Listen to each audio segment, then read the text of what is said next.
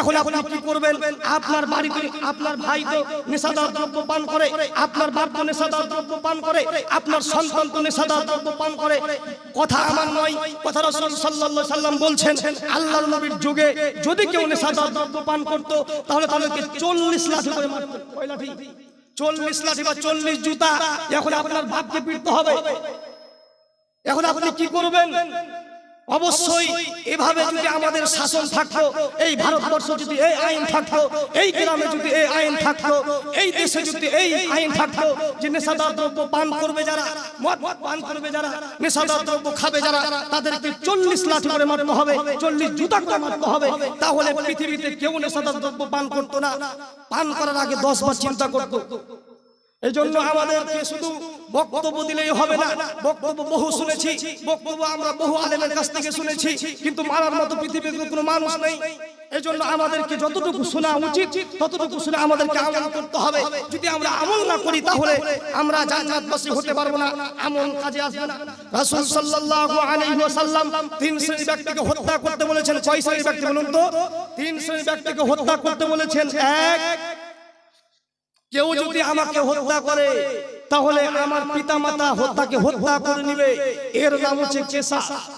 2, কেউ যদি বলে আমি কোরআন মানি না, আমি ইসলাম ধর্ম ত্যাগ করলাম, তাহলে তাকে হত্যা করতে হবে। 3, বিবাহ করার পরে যারা জিনা করবে তাদেরকে হত্যা করতে হবে। তার মধ্যে 2 শ্রেণীর ব্যক্তি বেঁচে যাবে, 2 শ্রেণীর ব্যক্তি বেঁচে যেতে পারে, 1 শ্রেণীর ব্যক্তি বাঁচবে না। 1 শ্রেণীর ব্যক্তি হচ্ছে কেউ যদি আমাকে হত্যা করে তাহলে আমার পিতা মাতা তাকে হত্যা করে নিবে, এর নাম হচ্ছে কিসাস। তারপরও তার বাঁচার উপায় আছে। আমার বাপ মা যদি বলে, আমার পিতা মাতা যদি বলে ঠিক আছে তুমি ভুল করেছো, আমি তোমাকে মানলাম না, আমি তোমাকে ছেড়ে দিলাম, তাহলে আপনি বেঁচে যাবেন। 2, কেউ যদি বলে আমি ইসলাম ধর্ম ত্যাগ করলাম, তাহলে তাকে হত্যা করতে হবে, তারও বাঁচার উপায় আছে।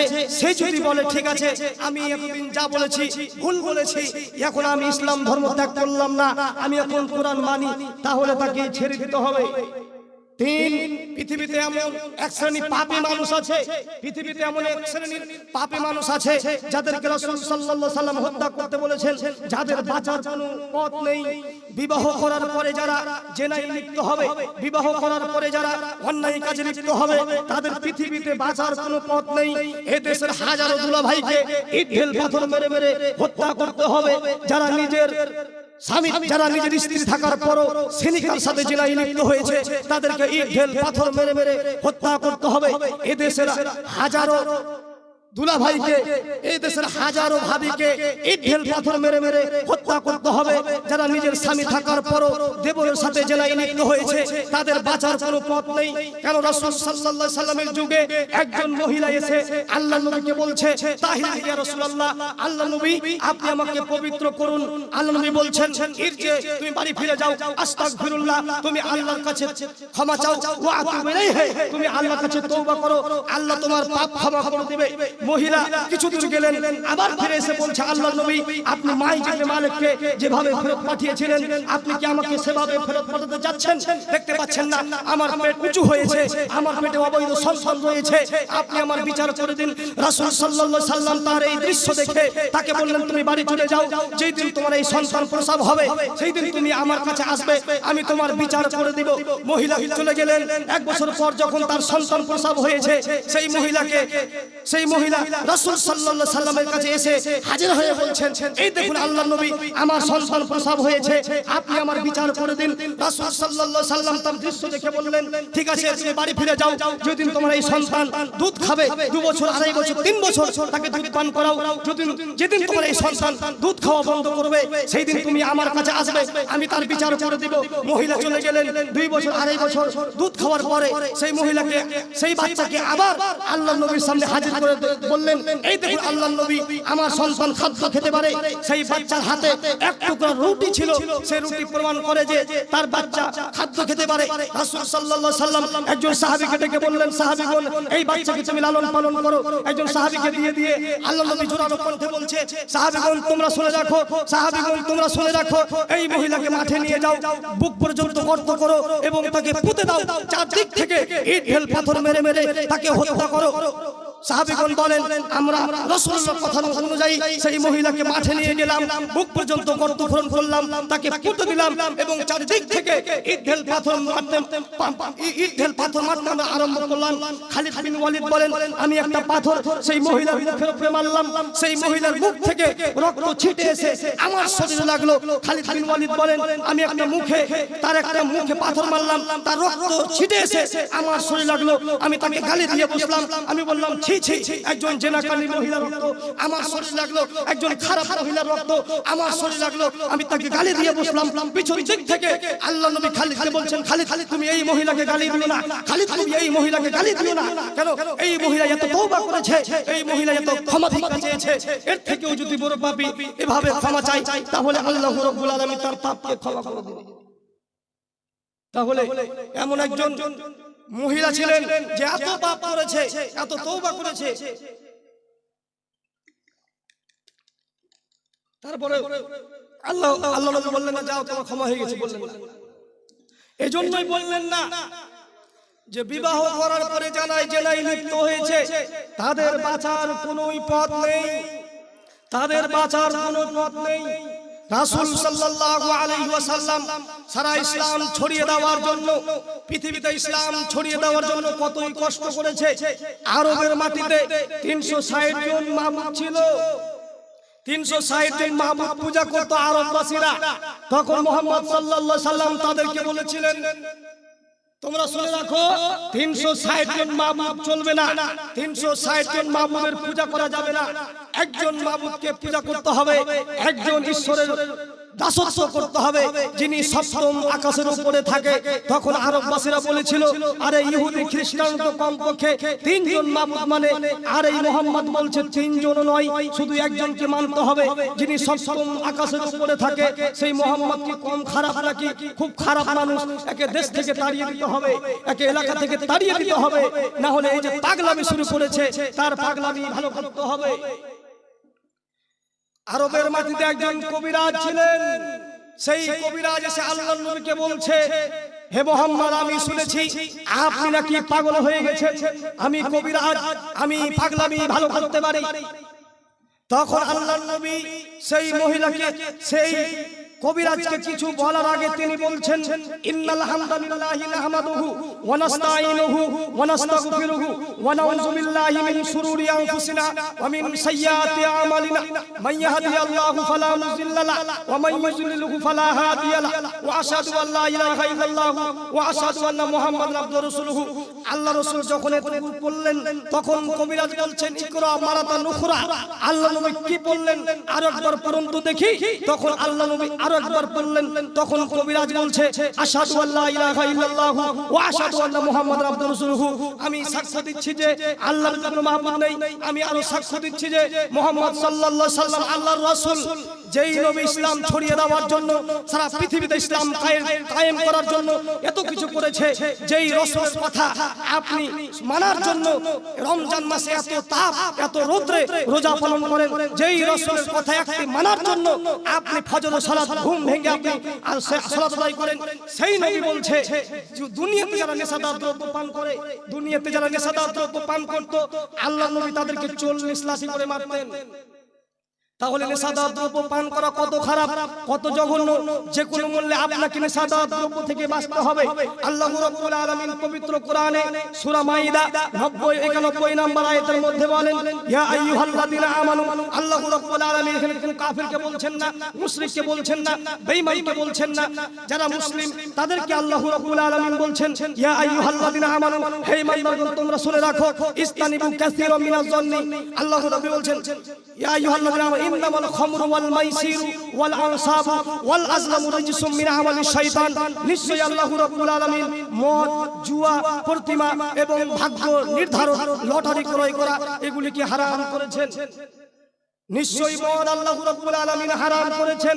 এখন আমাদের মধ্যে কিছু মানুষের ভুল ধারণা আছে, তারা বলে যে মদ শুধু যারা যেগুলি বোতলে পাওয়া যায় সেগুলি হচ্ছে মদ। জি নয়, সেগুলি মদ নয়। রাসূল সাল্লাল্লাহু আলাইহি ওয়াসাল্লাম বলেছেন কুল্লু মুসকিরিন খামরুন ওয়া কুল্লু খামরিন হারাম। হাদিস ইবনে মাজাহ। আল্লাহ নবী বলেন যে কুল্লু মুসকিরিন খামরুন, প্রত্যেক ওই বস্তু যার মধ্যে নেশা রয়েছে, প্রত্যেক ওই বস্তু যা খেলে বিবেকের ক্ষতি হয় সেইগুলি হচ্ছে মদ। ও কুল্লু খামরিন হারাম, এবং সব মদ হচ্ছে হারাম। পৃথিবীতে যা রয়েছে সমস্ত কিছু মদ, পৃথিবীতে যত ধরনের নেশাদার দ্রব্য আছে সব কিছুই মদ, এবং সব কিছুই মদ হচ্ছে হারাম। তাহলে বিড়ি মদ, সিগারেট মদ, জর্দা মদ, খৈনি মদ, ইয়াবা মদ, ড্রাগস মদ, পৃথিবীতে যত ধরনের নেশাদার দ্রব্য আছে সব কিছুই হচ্ছে মদ, এবং সব কিছুই হচ্ছে হারাম। এখন কিছু মানুষ বলবে যে বিড়ির কথা তো কোরআনে নেই, সিগারেটের কথা কোরআনে নেই, জর্দার কথা তো কোরআনে নেই, তাহলে সেগুলি হারাম কি করে হলো? তো গাঁজার কথা তো কোরআনে নেই, ড্রাগসের কথা তো কোরআনে নেই। আল্লাহ রাব্বুল আলামিন একটি শব্দ দিয়ে সারা দুনিয়ার নেশাদার দ্রব্যকে বুঝিয়েছে খামর। শব্দ অর্থ হচ্ছে পৃথিবীতে যা রয়েছে। আল্লাহ বলেছেন কুল্লুর মধ্যে সব কিছু ঢোকা আছে। একটা আপনাকে উদাহরণ দিই তাহলে বুঝতে পারবেন। ধরুন আপনার ফোড়া হয়েছে, ফোড়া বুঝেন কি? ফোড়া যেগুলি ফোড়া হয়, ফোড়া হয়েছে, তো আপনি ডাক্তারের কাছে গিয়েছেন, ডাক্তার গিয়ে বলছে আপনি টক খাবেন না। তো টক খাবেন না মানে আপনাকে কি একটা একটা বলে দিতে হবে যে জলপাই খাবেন না, টমেটো খাবেন না, তেঁতুল খাবেন না, এরকম না। শুধু একবার বলে দিয়েছে যে টক খাবেন না, মানে যা টক রয়েছে একটাও খাওয়া যাবে না। তেমনি আল্লাহ বলছেন কুল্লু মুসকিরিন খামরুন, পৃথিবীতে যা নেশাদার দ্রব্য রয়েছে সব কিছুই হচ্ছে মদ। হক বিড়ি, জর্দা, খৈনি, ইয়াবা, পৃথিবীতে যা কিছু রয়েছে সমস্ত কিছু হচ্ছে মদ, এবং সব কিছুই মদ হচ্ছে হারাম। এখন কিছু হারামখোর মানুষ আছে, তারা বলবে যে বিড়ি খেলে তো মানুষের বিবেকের ক্ষতি হয় না, জর্দা খেলে তো মানুষের বিবেকের ক্ষতি হয় না, তাহলে সেটা কি করে হারাম হতে পারে? আপনার প্রশ্নের জবাবে রাসূল সাল্লাল্লাহু আলাইহি ওয়াসাল্লাম বলছেন, আমি বলছি না, আল্লাহর নবী বলছে মা আসকারা কাসীরুহু ফাকালিলুহু হারাম। যেই সব বস্তু বেশি পরিমাণ খেলে বিবেকের ক্ষতি হয় তার অল্প বস্তু হারাম। যেই সব বস্তু বেশি পরিমাণ খেলে বিবেকের ক্ষতি হয় তার কমও হারাম। বিড়ির ভিতরে থাকে তামাক, বিড়ির ভিতরে থাকে তামাক। মানুষ যখন তামাক খায়, পুড়িয়ে খায়, আর জর্দা যখন মানুষ খায়, চিবিয়ে খায়, খাওয়া একই ব্যাপার। আল্লাহ বলছেন যেই সব বস্তু বেশি পরিমাণ খেলে বিবেকের ক্ষতি হবে তার অল্প বস্তু হারাম। এখন সাধারণ মানুষকে যে কোনোদিন বিড়ি পান করেনি, যে কোনোদিন জর্দা খায়নি, তাকে যদি হাফ কিলো জর্দা খেয়ে দেওয়া হয় তাহলে তার বিবেক কাজ করবে? জি নয়, তার বিবেক কাজ করবে না, সে পাগলামি শুরু করে দিবে। তার বিবেক কার মাথায় কাজ করবে না। 1 কিলো জর্দা খেলার পর, হাফ কিলো জর্দা খেলার পর যদি একজন মানুষের বিবেকের কাজ না করে তাহলে একটি জর্দার দ্বারাও হারাম হবে। এই জন্য যেই সব বস্তু পৃথিবীতে যেই সব বস্তু খেলে বিবেকের ক্ষতি হয় সেগুলি হচ্ছে মদ, এবং সব মদ হচ্ছে হারাম। এজন্য মদ কোনো নির্ধারিত বস্তুর নাম নয়। আজকের বক্তব্যে সবকিছু ভুলে গেলে একটি বাক্য, একটি হাদিস ভুলার চেষ্টা করবেন, সেটা হচ্ছে রাসূল সাল্লাল্লাহু আলাইহি ওয়াসাল্লাম বলছেন মদ কোনো নির্ধারিত বস্তুর নাম নয়। পৃথিবীতে যত নেশাদার দ্রব্য রয়েছে সবকিছু হচ্ছে মদ, এবং সব মদ হচ্ছে হারাম।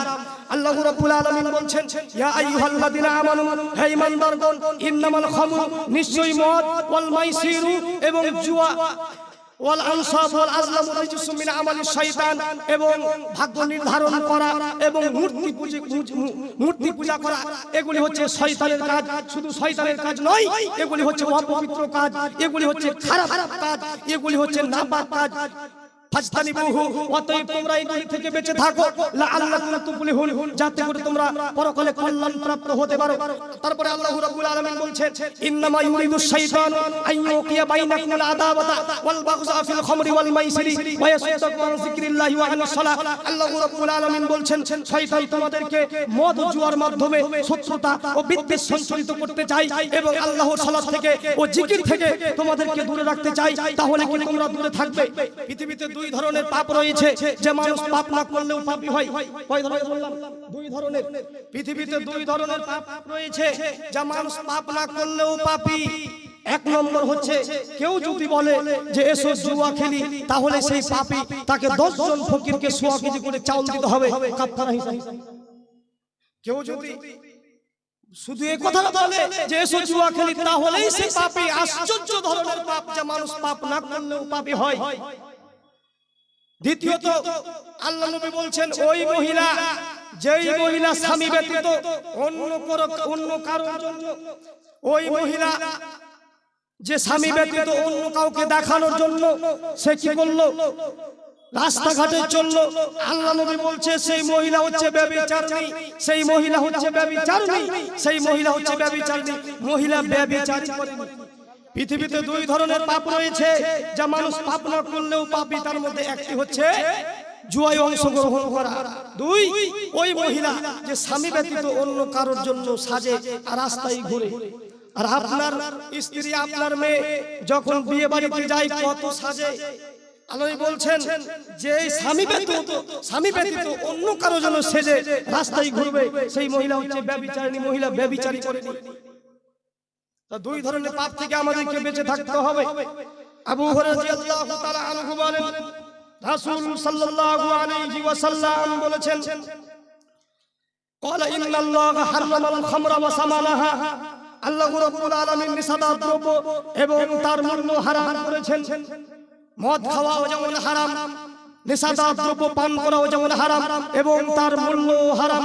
এখানে অনেক দোকানি ব্যবসায়ী রয়েছেন যারা নিজেদের বাড়িতে, নিজের দোকানে বিড়ি, সিগারেট, খৈনি, জর্দা এগুলি রেখেছেন।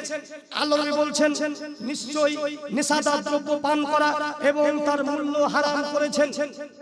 কেন? নেশাদার দ্রব্য বিক্রি করার পর যদি আপনি সেই পোশাক পরে সালাত আদায় করেন তাহলে সালাত কবুল হবে না।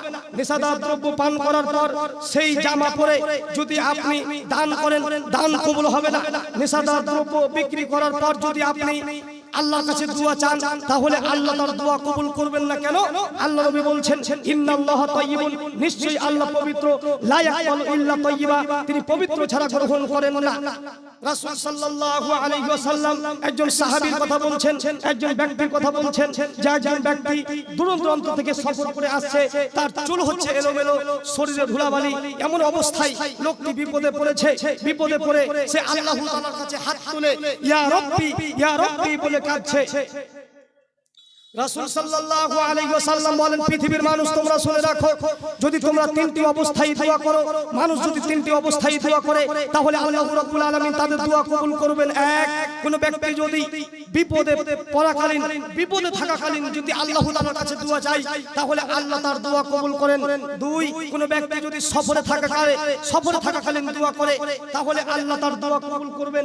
তিন, কোন ব্যক্তি যদি আল্লাহ রাব্বুল আলামিনের কাছে হাত তুলে দোয়া চায় তাহলে আল্লাহ রাব্বুল আলামিন তার খালি হাত ফিরিয়ে দিতে লজ্জা পায়। আল্লাহ বলেন যে আমার বান্দা আমার কাছে দুই হাত তুলে দোয়া করছে, আমার বান্দা আমার কাছে দুই হাত তুলে চাইছে, আমি আল্লাহ কি করে তার খালি হাত ফিরিয়ে দিব? আমি আল্লাহ তার খালি হাত ফিরিয়ে দিতে লজ্জা পাই। তিনটি অবস্থায় যদি আপনি দোয়া করেন তাহলে দোয়া কবুল হবে। এক, যদি আপনি সফরে থাকেন। দুই, যদি আপনি বিপদে পড়েন। তিন, যদি আপনি হাত তুলে দোয়া করেন। রাসূল সাল্লাল্লাহু আলাইহি ওয়াসাল্লাম যেই ব্যক্তির কথা বলছে, যেই ব্যক্তি দূর দূরান্ত থেকে সফর করে আসছে, তার চুল হচ্ছে এলোমেলো, শরীরে ধুলাবালি, একটা লোকটি সফরে আছে, দুই লোকটি বিপদে পড়েছে, তিন লোকটি হাত তুলে ইয়া রাব্বি, ইয়া রাব্বি বলে কাঁদছে। তিনটি অবস্থায় থাকার পরও আল্লাহ বলছে ওয়া মাতআমুহু হারামুন ওয়া মাশরাবুহু হারামুন ওয়া মালবাসুহু হারামুন ওয়া গুযিয়া বিল হারামি, তার খাদ্য হচ্ছে হারাম, তার পোশাক হচ্ছে হারাম, তার পানি হচ্ছে হারাম, সে যে পথে উপার্জন করে সেটাও হচ্ছে হারাম। আল্লাহ তার কি করে দোয়া কবুল করতে পারে? তিনটি অবস্থায় দোয়া কবুল হয়। তিনটি অবস্থায় থাকার পর তার দোয়া কবুল হলো না কেন? তার পোশাক হচ্ছে হারাম, তার খাদ্য হচ্ছে হারাম, তার পানি হচ্ছে হারাম, সে যে পথে উপার্জন করছে সেটাও হচ্ছে হারাম। এই জন্য হারাম যদি আপনি খান, যদি আপনি দোকানে বিড়ি সিগারেট জর্দা খৈনি যদি আপনি রাখেন, তাহলে আল্লাহ আপনার দোয়া কবুল করবেন না। 100 টাকার মধ্যে যদি আপনি 1 টাকা হারাম ঢুকিয়ে দেন, 99 টাকা হালালের ভিতরে যদি আপনি 1 টাকা হারাম ঢুকিয়ে দেন, তাহলে 100 টাকায় হারাম হয়ে যাবে। কেন? সন্দেহ যেই জায়গাতে থাকবে সেই জায়গাতে থাকা যাবে না। এই জন্য আল্লাহর নবী বলছেন যে আল্লাহ রাব্বুল আলামিন হারাম করেছে নিষাদার দ্রব্য এবং তার মূল্য। এখন আপনার কাজ হবে কি?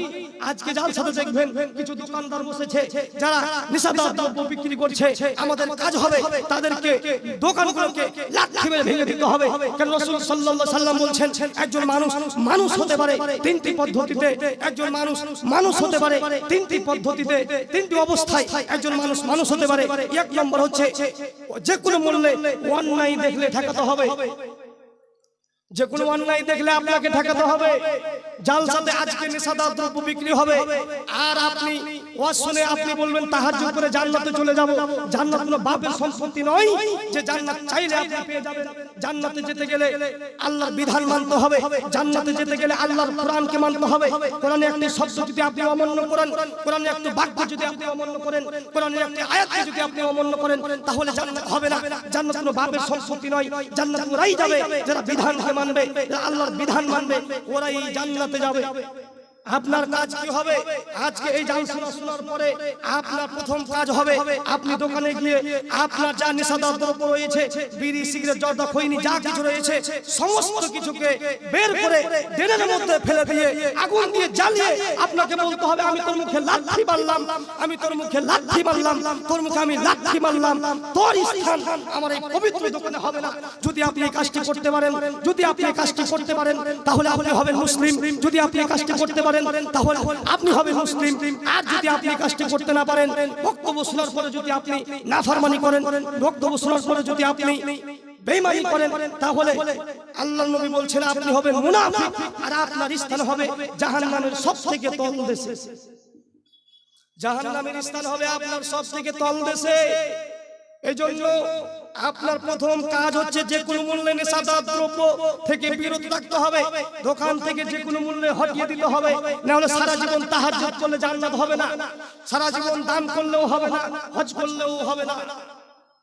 এজন্য আল্লাহর বিধানকে মানতে হবে, যে কোনো মূল্যে আপনাদেরকে মানতে হবে। উসমান রাদিয়াল্লাহু তাআলা আনহু বলেন রাসূল সাল্লাল্লাহু আলাইহি ওয়াসাল্লাম বলেছেন ক্বালা ইন্নাল্লাহা ইন্না আলাল্লাহি আহাদান লিমান শারিবাল মুসকিরা আন ইয়াসকিয়াহু আল্লাহু ফি তিনাতিল খাবার। যারা নেশাদার দ্রব্য পান করে, যারা বিড়ি সিগারেট খায়, তওবা করেনি, তাদের অবস্থা কেমন হতে পারে, তারা কেমন হবে? রাসূল সাল্লাল্লাহু আলাইহি ওয়াসাল্লাম বলছেন নিশ্চয়ই আল্লাহ রাব্বুল আলামিনের ওয়াদা রয়েছে। আল্লাহ রাব্বুল আলামিন ওয়াদা করেছেন নেশাদার দ্রব্য যারা পান করবে, তওবাবিহীন অবস্থায় যারা মারা যাবে, আল্লাহ রাব্বুল আলামিন তাদেরকে তিনাতুল খাবার পান করাবেন। বলুন তো আল্লাহর ওয়াদা সত্য হবে না মিথ্যা হবে? অবশ্যই আল্লাহর ওয়াদা সত্য হবে।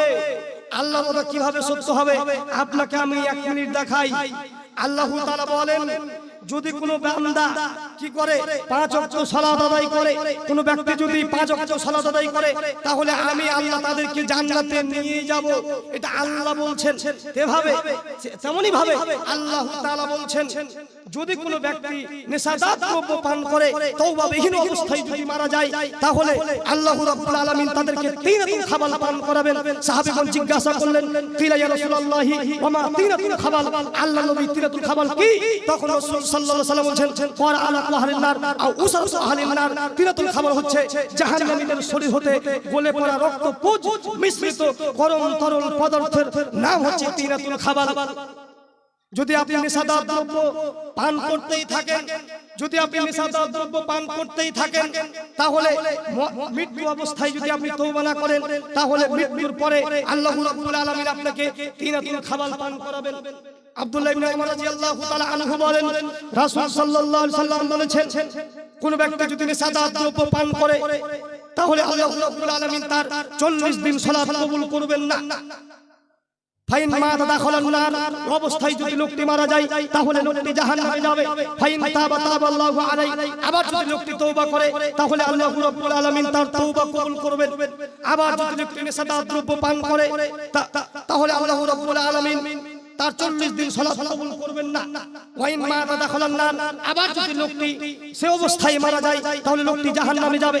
ফাইন তাবা তাবাল্লাহু আলাইহি, আবার যদি লোকটি তওবা করে তাহলে আল্লাহ রাব্বুল আলামিন তার তওবা কবুল করবেন। তৃতীয় নম্বর, চতুর্থ পর্যায়ে যদি লোকটি আবার নেশাদার দ্রব্য পান করে তা আল্লাহ রাব্বুল আলামিন ওই কথাই বলছেন যাকে তাকে রাদাকাতুল খাবাল পান করা হবে। তো যে কোনো মূল্যে আমাদেরকে নেশাদার দ্রব্য থেকে বেঁচে থাকতে হবে।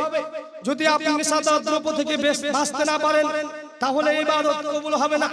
আল্লাহ রাব্বুল আলামিন বলছেন পৃথিবীর মানুষকে, হে পৃথিবীর মানুষ তোমরা শুনে রাখো, ইয়া আইয়ুহাল্লাযীনা আমানুস্তানিবু কাসীরাম মিনাজ যন্নি ইন্না বা'দাজ যন্নি ইসমুন ওয়ালা তাজাসসু ওয়ালা ইয়াগতাব বা'যুকুম বা'যা। তোমরা কি করো না? মানুষের বদনাম করো না, গীবত করো না, এবং তোমরা মানুষের পিছনে লাগো না। দুনিয়াতে অনেক মানুষ রয়েছে যে এর পিছনে লেগে বেড়ায়, ওর পিছনে লাগে। আল্লাহ রাব্বুল আলামিন বলছে তোমরা কি করো না? মানুষের কথা কান লাগিয়ে শোনো না। যদি আপনি কোনো মানুষের গোপন কথা যদি আপনি কান লাগিয়ে শুনেন তাহলে কিয়ামতের মাঠে আল্লাহ রাব্বুল আলামিন সীসা গলিয়ে আপনার কানের মধ্যে ঢেলে দিবেন। আর যদি দুনিয়াতে আপনি কোনো মানুষের গোপন পাপ যদি জানেন আর মানুষের সামনে যদি আপনি প্রকাশ না করেন তাহলে আল্লাহ রাব্বুল আলামিন কিয়ামতের মাঠে আপনাকে ডাকবেন আর বলবেন, বান্দা বলো দেখি এই পাপটি কি তোমার? এই পাপটি কি তুমি করেছো? তখন বান্দা বলবে, হ্যাঁ আল্লাহ, এই পাপটি আমার, এই পাপটি আমি করেছি। আল্লাহ বলবেন, আমার ফেরেশতারা কি তোমার উপরে জুলুম করেছে তুমি মনে করো? তখন সে বান্দা বলবে, না আল্লাহ, এটা আমারই পাপ, আমি জানি এই পাপটি আমি করেছি। তখন আল্লাহ রাব্বুল আলামিন বলবে, দুনিয়াতে ওই ব্যক্তির পাপ, গোপন পাপ তুমি জানতে কিন্তু মানুষের সামনে প্রকাশ করনি। দুনিয়াতে আজকে কিয়ামতের মাঠে আমি আল্লাহ তোমার পাপ মানুষের সামনে না জানিয়ে আমি আল্লাহ তোমাকে জান্নাতে পাঠিয়ে দেব। তাহলে দুনিয়াতে যদি আপনি কোনো মানুষের পাপ ছুপিয়ে রাখেন তাহলে কিয়ামতের মাঠে আপনার পাপও ছুপিয়ে থাকবে, আল্লাহ রাব্বুল আলামিন ছুপিয়ে রাখবেন। আমরা যে নেশাদার দ্রব্য পান করছি, দুনিয়াতে এমন কোন মানুষ দেখেছেন যারা খায় বা পায়খানা করে? এরকম কোনো মানুষ নেই। কিন্তু পৃথিবীতে এমন এক প্রাণী রয়েছে যারা বাথরুমে ঢুকে বিড়ি পান করে। আল্লাহ রাব্বুল আলামিন এদের মধ্যে মনে হয় ভয় ঢুকায়নি। আবু হুরায়রা রাদিয়াল্লাহু তাআলা আনহু বলেন, রাসূল সাল্লাল্লাহু আলাইহি ওয়াসাল্লাম বলেছেন, আনাকসারি মা ইউদখিলুন নাসান নারা। আল্লাহর নবীকে জিজ্ঞাসা করা হলো, আল্লাহর নবী কোন জিনিস মানুষকে বেশি বেশি জাহান্নামে নিয়ে যায়? আপনি যে নেশাদার দ্রব্য ছাড়তে পারছেন না, বিড়ি ছাড়তে পারছেন না, মুরব্বি সাহেব আপনার অবস্থা আল্লাহর নবী বলছেন।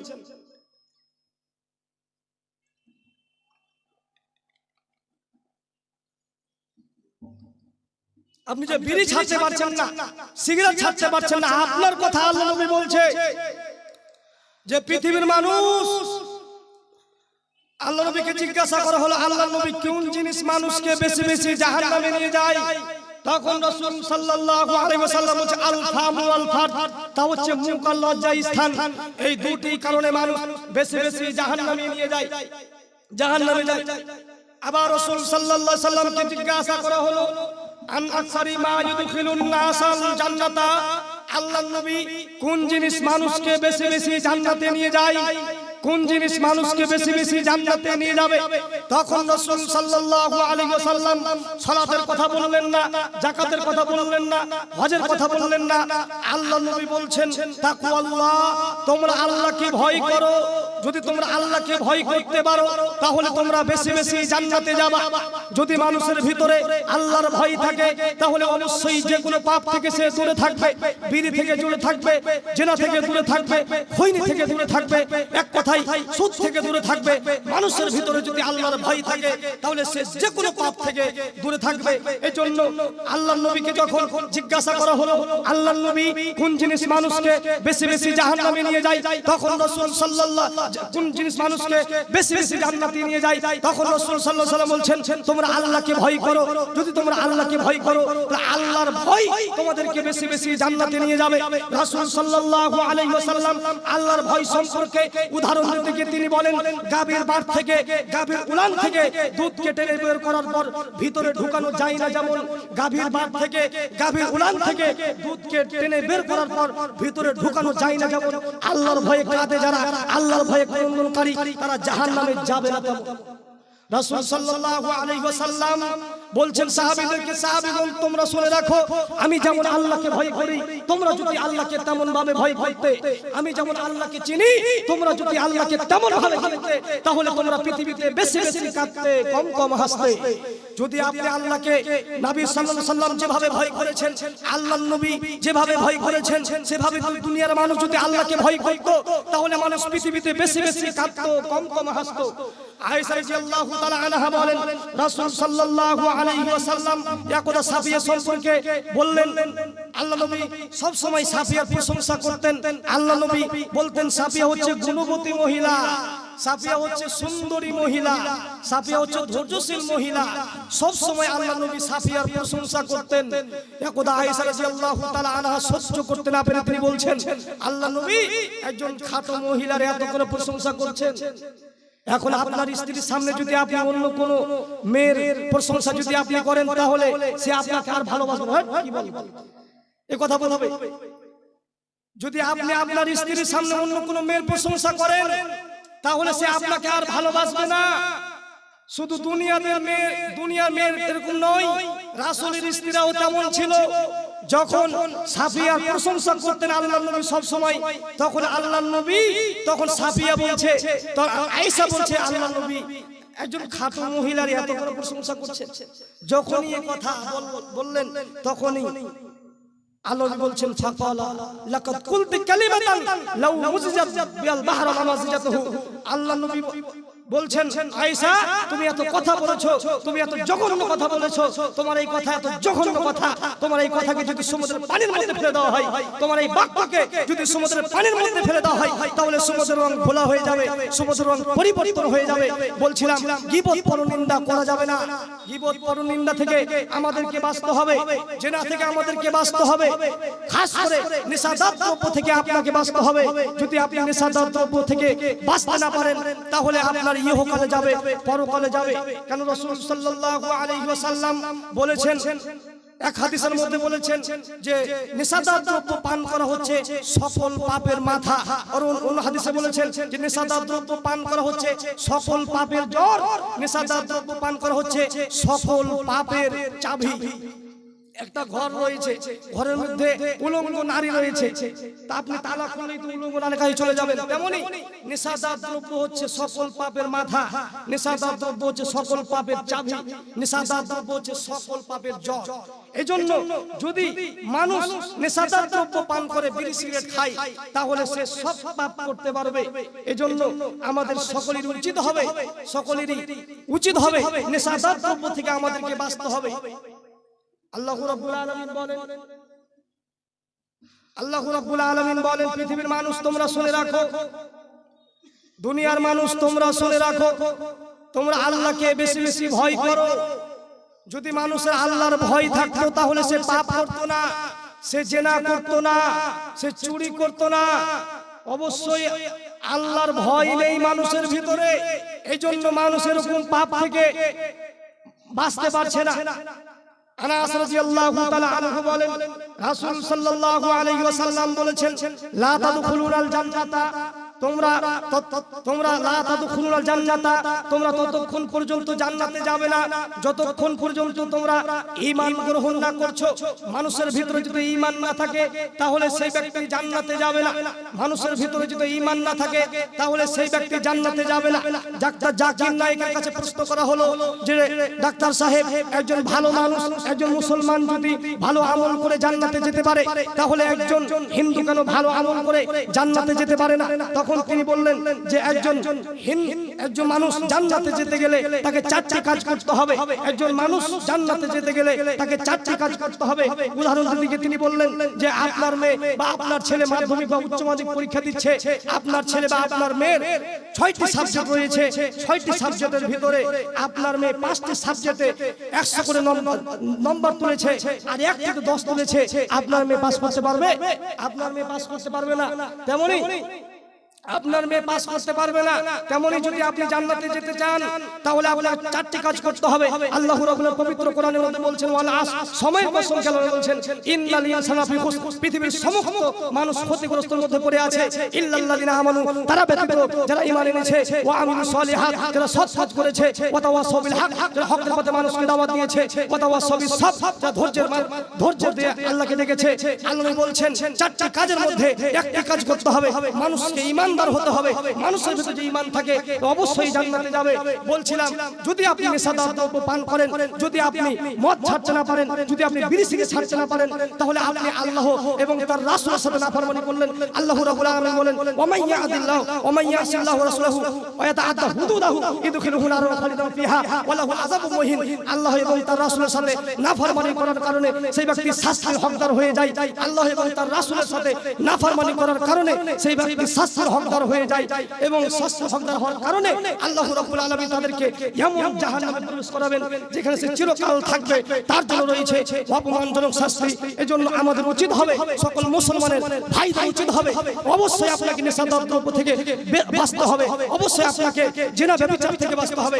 আল্লাহ রাব্বুল আলামিন সকল মুসলমানদেরকে কথাগুলো মানার বুঝার তৌফিক দান করুন সবাই। আল্লাহুম্মা